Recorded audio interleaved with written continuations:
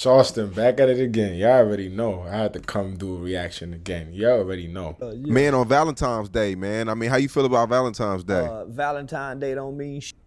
Yeah. How you gonna pick one day to decide? Yeah, the expression of love. Valentine Day is bull.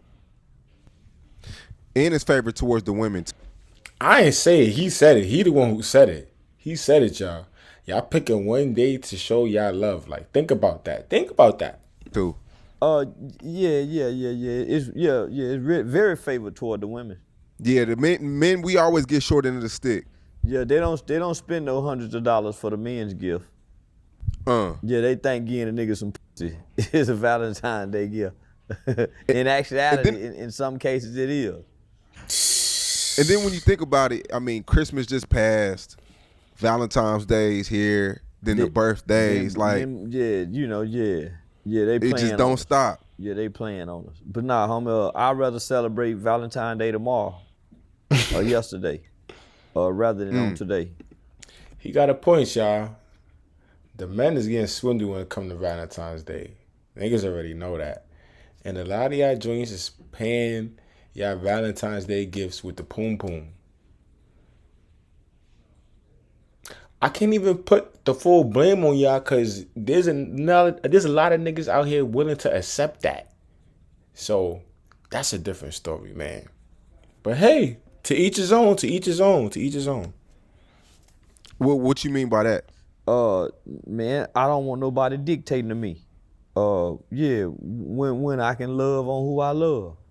It's like putting in the box. Yeah, let me pick what day. I want to do something. Yeah. So, fuck Valentine's Day. Then catch me tomorrow. Watch how loving I be. Yeah, I'll be loving in the motherfucker tomorrow, nigga. I ain't gonna do shit today. But yeah, it's kind of hard not to. Because the expectations is set real high, my nigga, for Valentine's Day, especially if you involved with a woman or you got a woman. Yeah, where you at mentally? Because I feel like I know you've been doing things like you got a fresh movie out. My fault. I gotta pause this because I want y'all to understand. He has a sweater that says "Field Negro."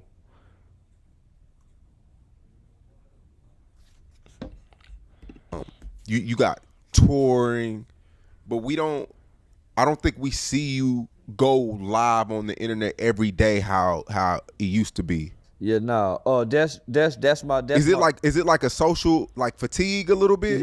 Yeah. That's my break. Yeah, homie. Yeah, that's my break. I used to go live every day, 2-3 times a day. I don't want to oversaturate myself on the internet. It's good to engage the audience, but I'm focusing more on what I engage on stage. Mm-hmm. Yeah. So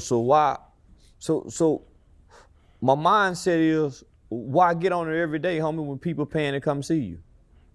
I respect that. That's true. People literally paying to come see you now. So why would you get on here every day and continue to make people laugh every day, all day for free? Then there'll be no need for me to be selling comedy tickets. That, and then you got a lot of original content, old content that's still circulating. Yeah. A lot of stuff from 4 or 5 years ago that are still new to people today. Yeah. He is telling the truth. He got a point. I ain't gonna lie. He don't want to oversaturate himself. He know his value. Know your value out here. Know your worth. Know your worth, man. Don't be oversaturating the content, knowing that you got some shit that people want to see. Feel what I'm saying? And then a lot of people take what I do online and then go monetize it on their other channels. So I wanted to limit to that as well. You damn fucking right, nigga. Cause they love hearing niggas react to this shit that you gotta say, to the crazy shit you gotta say, and you know what you doing. You know what the fuck you doing. So we know what we doing too, nigga. So yeah, I wanted to kind of limit people being able to use what I do on Facebook and Instagram, and then go put it on their pages and get all the value from it. Yeah. Now, I mean, what's the typical day of Charleston White like? I mean, I know you get up early, 6, 7 a.m. A typical day now is I'm bombarded with phone calls and emails for bookings. So yeah, most of my day is talking to people about bookings, sending deposits, wire transfers. I get a lot of business proposals proposed to me. Spend a lot of time on the phone between my manager and my agent, Eric Young. That's fire. So it's a day of like customer service, damn near. Nigga being on the phone all day long. Then it's coming home to rest. Nigga might be home for 2 or 3 days and then back on the road for 3 or 4 days. So mainly nigga trying to stay rested, cause that's what make a nigga old fast.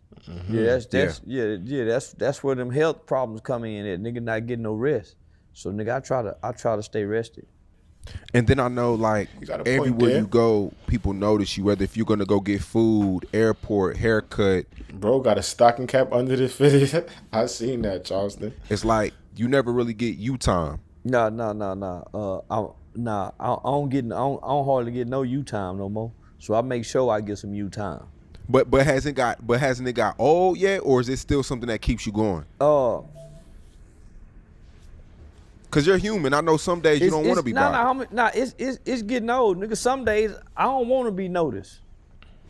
Nigga. Some days I walk out the house, nigga. I don't want to be bothered. But shit, it's too late for that. Nigga. That's the price that come with this fame, man. You chose this life, bro. That's the whack part about this shit, man.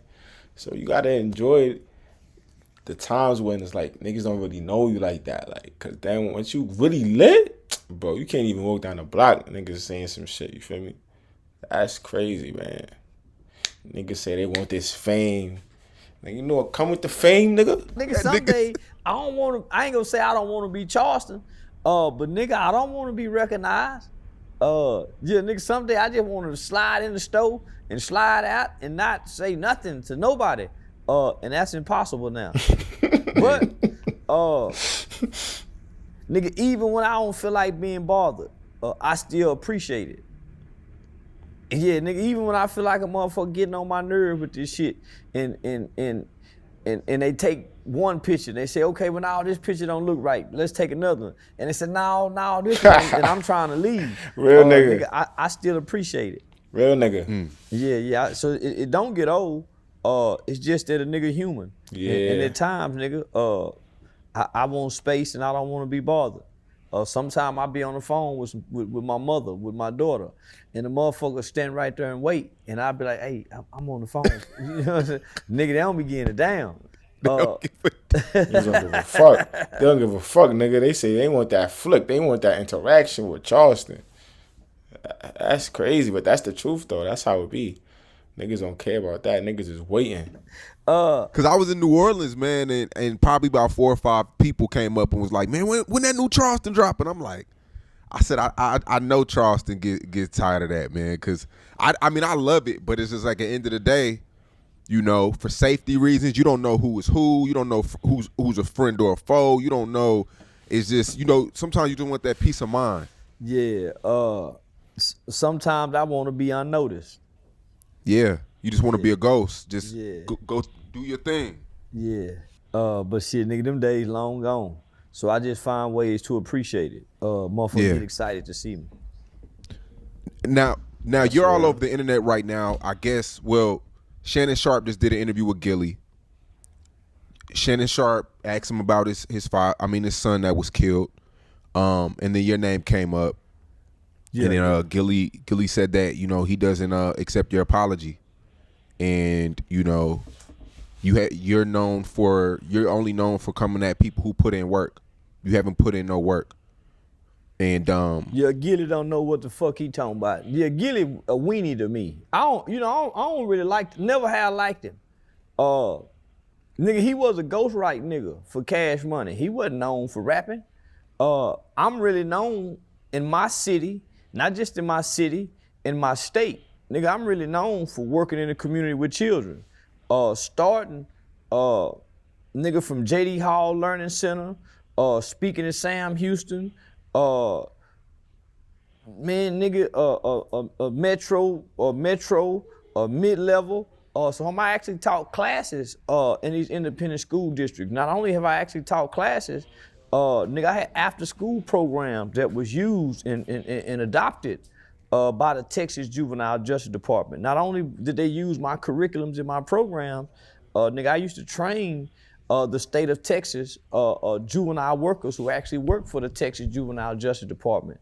Not only did I train the state's juvenile workers, homie, they used to use my facilitators manuals and curriculum to train county probation departments. My organization, Hyped About Hype Youth Outreach, and HYPE is an acronym for helping young people excel, for several years was highly recommended to all 254 counties throughout the state of Texas by the Texas Justice Juvenile Department. So for him to say, I'm not known for anything, I'm not known for anything for rapping and entertainment. But nigga, prior to coming to the internet, nigga, I'm known as the frustrated, angry community nigga who fought not just with the gangbanging niggas. Nigga, I fought the police when I thought the police was wrong.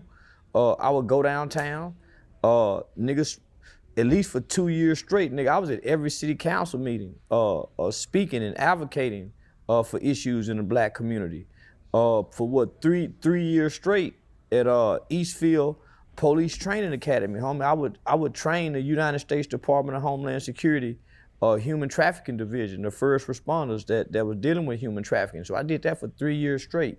Nigga, I've worked with over 50, I've literally worked with over 50 U.S. congressional members, from Ted Cruz to Senator Mark Rubio, man, John Cornyn. So nigga, I done worked with over 50 U.S. congressional members to get a juvenile life without parole abolished in this country. I've been on. I ain't gonna lie, he put in work, y'all. He put in work for the community.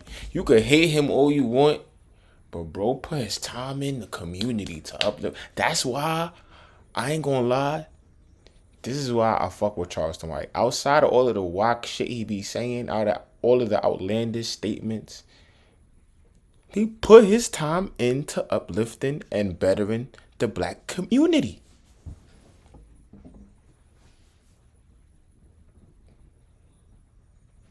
You're not even done yet. On the front page of the American Bar Association Journal, I've done a national study in partnership and collaboration on fatherlessness and its effect in America on black youth. So I've actually done a study with the School of Journalism, the Walter Cronkite School of Journalism out of Phoenix. So nigga, all this is documented.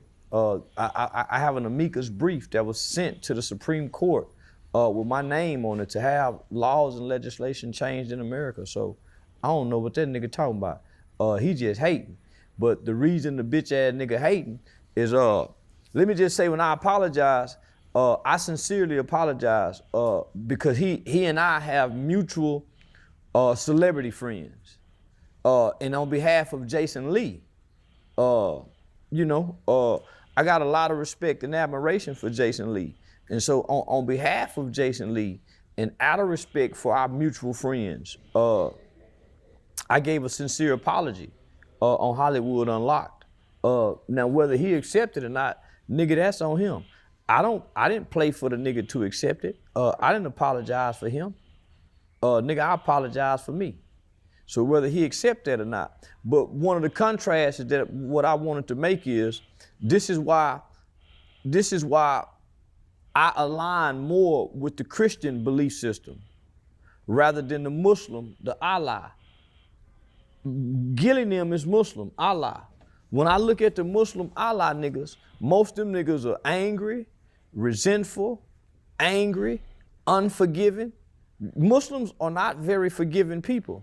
The Christian people are very forgiving. Turn the other cheek. So let me just give you an example. Nigga, I said some horrible things about Gillie's son because he said some horrible things about me. Not only that, the nigga threatened to put his hands on me. Remember, I sent you the DM when the nigga threatened to slap me. because I spoke in an interview about the Pop Hunter kid. It was him and his son who exposed the Pop Hunter kid for snitching, right? This is after he done had King Von and Lil Durk on $1 million worth of game.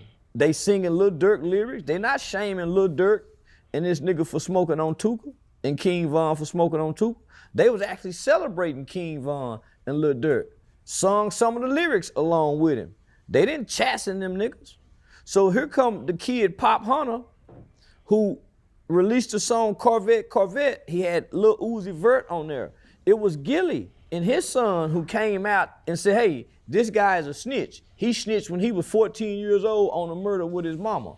I'm saying, goddamn, nigga, you gonna put the street codes and the no snitching down on a nigga when he a kid with his mama? This was Gillie and them doing this. So when I spoke out about it on your Say Cheese TV interview, that nigga jumped in my DM and said, do you got a problem, Goofy? When I see you, I'm gonna slap you. So I'm like, this nigga threatened to put his hands on me? Nigga, you got me up, nigga. So that's where the beef started. I never knew who he was. I never knew nothing about Gillie the Kid or Gillie the King, whatever he called himself. I never knew he existed until then. He done that interview. So I'm saying, how can you niggas just celebrate and upholding the gangster culture? I came out attacking and trying to shame the gangster culture and got a lot of pushback from guys like Gillie the Kid. And that's exactly why they have differences, because they are in two different spaces of life. Charleston isn't for the gang culture. He's not supporting that, which I can agree with, because we all know what the gang culture comes with. But at the same time, a lot of us came from hoods and blocks where the gang culture is celebrated. So it's like when you're from two different lives, it's like you're not gonna be like all for like, oh, I hate gang violence, you know, because niggas come from that. Niggas know people who come from gang violence, and they could be great people. You feel me? Their morals might be different because of their life experiences. And this is not justifying any of that. I'm just explaining why they go by these rules and why they abide by them. So when your mindset and your morals and like your beliefs are different, then there's gonna be conflict of interest. So I feel like this is exactly why they're gonna butt heads, because Gillie not gonna be supporting a nigga who's telling. No matter how old you are, you told. And Charleston White don't believe that. So there you have it. It's Steven Jackson. I got a lot of pushback because they went with the King Von smoking on Tuka. And I'm saying, man, I done talked to Tuka mama. I done met Tuka mama. So that's where the clash come from. So when his son died, nigga, from what I understand, his son was a street nigga playing street. From what I understand, nigga's son was a street nigga playing street. So, you know, that's what come with the streets. So, I said some horrible things about that nigga's son. Nigga said some horrible things about me. So I made a public apology. Let me just make a comparison. This is why I admire the Christian. Look at Woody. Woody went Christian, Jesus, Bible, church. All these other niggas talking assalamu alaikum, mosque, no pork. None of that. Nigga, I said some horrible things about Woody mama and Woody daughter. Nigga, Woody was very forgiving. Woody was very forgiving, homie. So that's what warmed my heart about the nigga, homie. It takes a different type of nigga to be forgiving about certain things. That's what we gotta understand. Not everybody wouldn't be forgiving to what people do. Like, people might say some crazy shit and it's like, you expect me to forgive you for that? Like, it's hard to forgive for some of these crazy things that people say, because it reveals character when people do certain actions. And that's why I have a lot of respect for people who have forgiveness, because you got to be at a great place in life to get there, to be just forgiving niggas for dumb shit that they do or dumb shit that they say. You know what I'm saying? So it's like, I can't fault for somebody who doesn't want to forgive someone for like saying certain things, like especially if you're speaking on family. Like, that's the thing you gotta understand, Charleston. Niggas ain't gonna want to just be forgiving you for saying shit, and you gotta respect that. At the same time, you not looking for, you apologizing for your own personal reasons. So ain't nothing wrong with somebody not wanting to forgive you for saying some wild shit because it just don't sit well with them. You feel me? That's between them and they peace. And you feel me? Sometimes they just don't want people to get in between that. Or like it's just hard to forgive, bro. I mean, that's how I know he's sincere about really giving his life to the Lord. Me and this nigga had a long talk. Woody is very sincere about dedicating and really submitting his life to the Christian belief system, homie. So he was very forgiving. And I probably said even more horrible things about his daughter and his mother than I said about Gillie's dead son. Bro, you gotta be in a different level of life. Like your relationship, like you gotta be at a different level of life, especially with the Lord, because God is a forgiving God, you feel me? And like that is just something that like is very tricky. It's very tricky. You know what I'm saying? I'm even learning how to forgive people better because I'm very tough when it comes to forgiving people for saying stupid shit. Well, you feel me? But I know, like he said, I ain't gonna lie, being closer to the Lord is definitely being able to forgive people more. And that's tough. That's a challenge that I'm dealing with currently.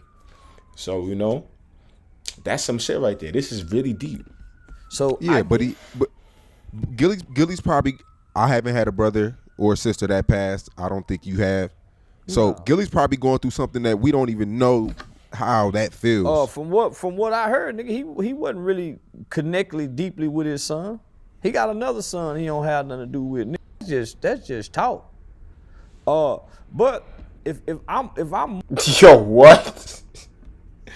Nah, bro. How you trying to tell me about my connection with my son? Like, it's hard. Like, what? Like, if you have a son, and I'm speaking in the shoes of Gillie, but it's like, bro, like, it's certain shit you can't really speak on, bro, because you're not the person. So it's hard for you to give an interpretation of what you feel somebody's connection with their child should be based off shit you heard. I don't agree with that, Charleston. Mourning and going through something, homie. Yeah, I ain't bringing it to the internet. Yeah, if I'm mourning and going through something, I ain't bringing it to the internet.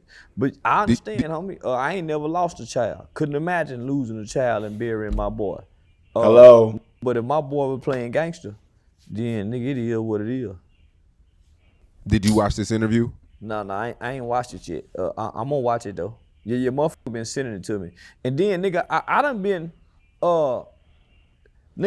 in Philly and been invited to do community work in Philly. So I did it. Remember, homie, I would go do the partnership with the trash pickup in Philly. With me, you, Big Reed, and some more community leaders out there in Philly. Homie, that was just for me riding through Philly, seeing how much trash was on the block. So now, I done been invited to speak at the Mike Scott Youth Study Center in Philly. It's just that the director of the youth center, he was more focused on meeting me as a celebrity than me coming in and talking to the kids. So, nigga, I challenge Gillie, nigga, what y'all done other than just talking? You nigga got sponsorships, endorsement deals. Nigga, I ain't got none of that. But I started from the bottom, working in the community. That's how I became viral.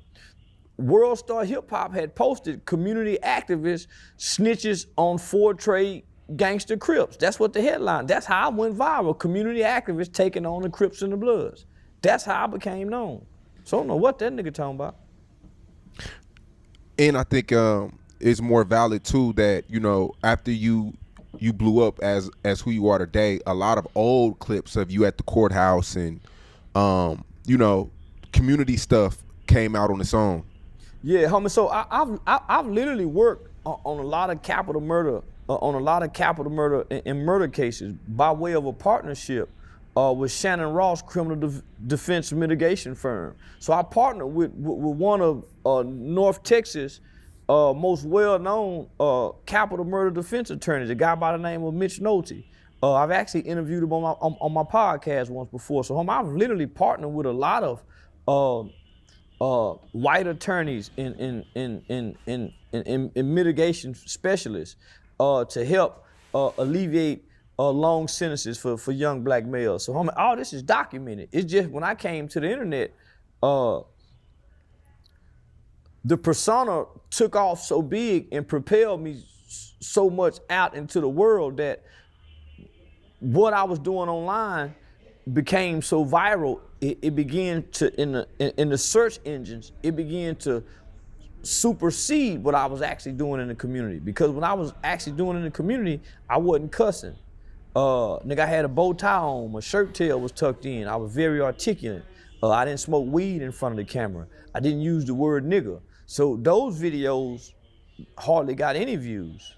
Those videos didn't really start getting views until I started getting big on the internet and people started Googling and seeing that there was another side to the persona. He got stuck on a persona. But nigga, I mean, Wallow don't do a motherfucking thing for nobody, nigga. Them niggas ain't doing nothing in Philly. Them niggas ain't putting nobody on. I think Wallow does go to prisons and things like that, and he does a lot of They do a lot of talking. Nah, I'm not jacking it. My son Wallow put on for the community, man. Don't do that. Don't do that. Don't do that, Charleston. They do a lot of talking. I actually do a lot of public speaking too. But nigga, I did a lot of work in the community, feeding, clothing, sheltering, showing up in courts, visitation rooms. So nah, I just wasn't giving presentations, homie. I was putting my own money back out off into the community, homie. When kids got out of the juvenile detention center, I was partnering with Miss King, a lady who actually been working in the juvenile detention center here in Dallas County for almost, 35 years. I was partnering with her when the kids got out of Medlock juvenile facility, taking them over to Boss Talk shop, nigga, putting new clothes on them. So I was even doing that, nigga, when I started working on the internet. Me and you done stuff. Me and Rainwater, we done went inside of high schools. Nah, homie, the murder changed me. We went and got Duck Mama, Tuka Mama, Mo 3 Mama. So, homie, ain't no in the rap world done that. They ain't went and got these niggas mamas. They been celebrating with the killers. So that's been my beef with Wallow and Gillie. You niggas ain't went and reached back to the real victim. You niggas been playing with the rappers, celebrating with the niggas. So, so for him to get on there and say that, and it's easily documented, homie. You can easily Google what I've done because it's documented. Your documentation beat conversation. In the old video, you said that Gillie, because I guess Gillie has a no snitching policy as well. You said that it's kind of like hypocritical. Yeah, it is. And from what I've heard, the police, the Philly Police Department, haven't identified the young 17-year-old who got killed. They haven't identified him as his son's killer. That kid hadn't been identified as Gillie's son's killer. That's Gillie just talking.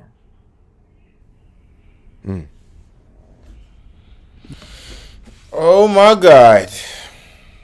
That one is tough, man. That one is, I don't know. Yeah, the 17-year-old killer, allegedly, this guy, he had the highest score in his grade, really good at basketball. Yeah. His first video, that's what really got him killed. And they said he killed about 4 or 5 guys. Yeah. So this dude was really causing hell. So they Philly. say. Yeah. Yeah. So they say allegedly. But yeah, man. I mean, allegedly. Always remember the word allegedly. They want to hit my hoe. She want that bread for sure.